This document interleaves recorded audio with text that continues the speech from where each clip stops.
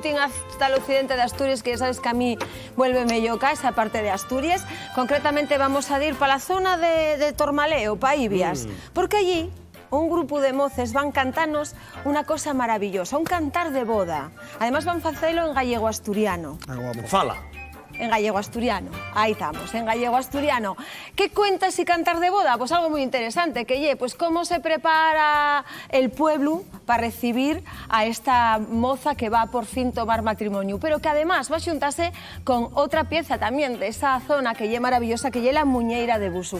¿Quién puede hacer algo tan guapo? Pues el grupo Xeitu. ¡Vamos!